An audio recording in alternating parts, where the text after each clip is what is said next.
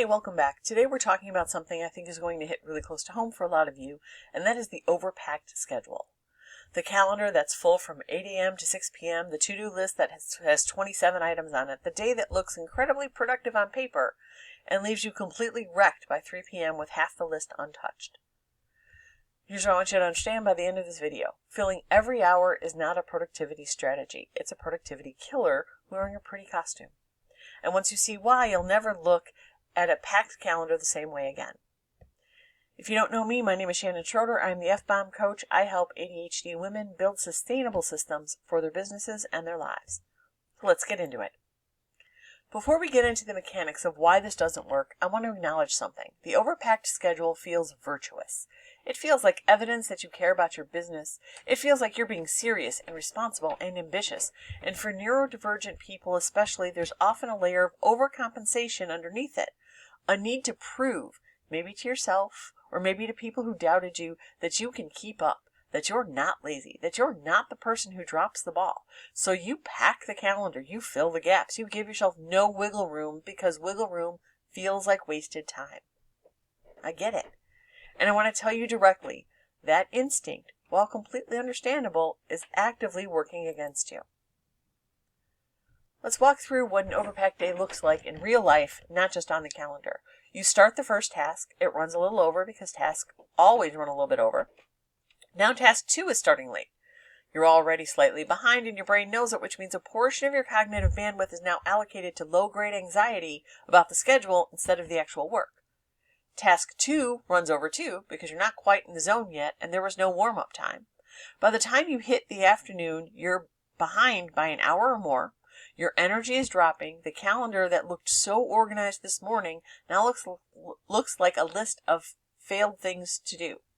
You either rush through the rest of the day doing low-quality versions of things that deserve better, or you push everything till tomorrow. Tomorrow's calendar is already full, so now tomorrow is compromised before it even starts.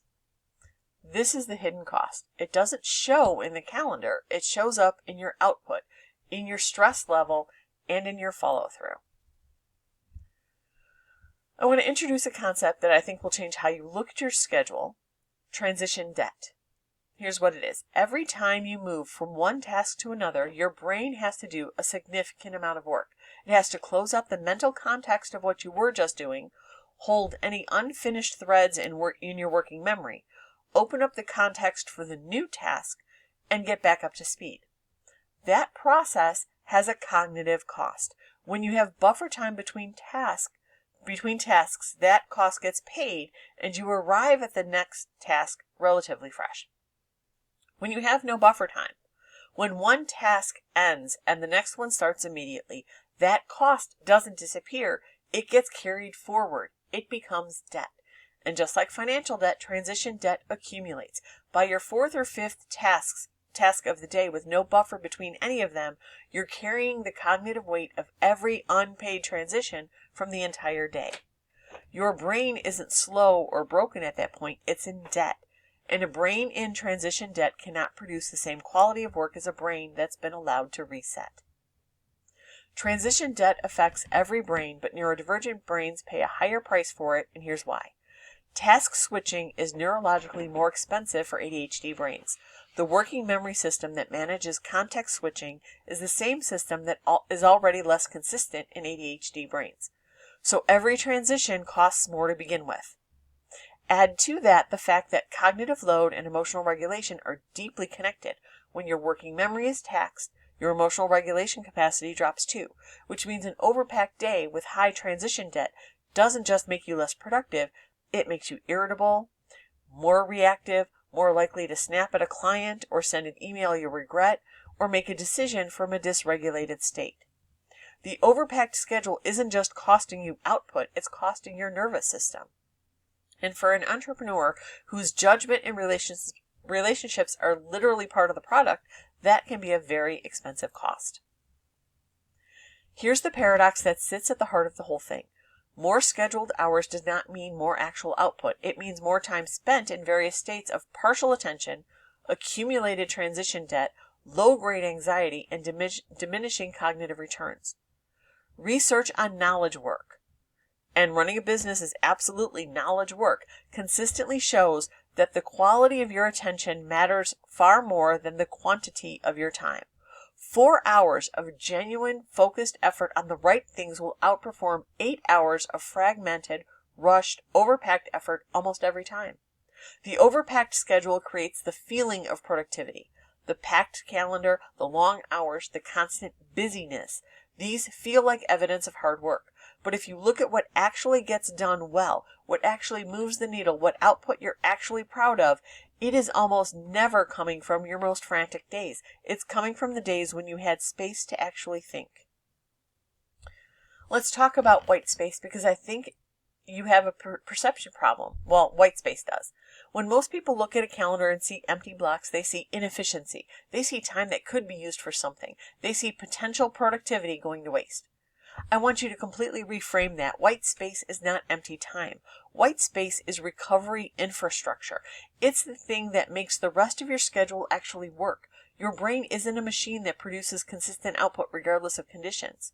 It's a biological system that requires recovery time to maintain performance. White space is where that recovery happens. It's where your brain closes out the context of what you just did, processes what happened, and prepares for what's next. Without it, your capacity doesn't stay steady across the day, it degrades. Every hour without recovery is an hour of lower quality output than the one before it. White space isn't the opposite of productivity, it's the prerequisite for it. Not all white space is the same, and you need different types for different purposes. Micro white space is the 5 to 10 minutes between tasks. Enough time to close out mentally, maybe get up and move, arrive at the next thing without carrying the full weight of what you just finished. Transition white space is longer, 15 to 20 minutes, and it's specifically for when you're switching between different types of work, going from deep focused work to a client call, for example. Your brain needs more than 5 minutes to make that kind of context switch without paying a transition debt. Recovery white space is for after high demand work, a big presentation, a difficult client situation, a launch day.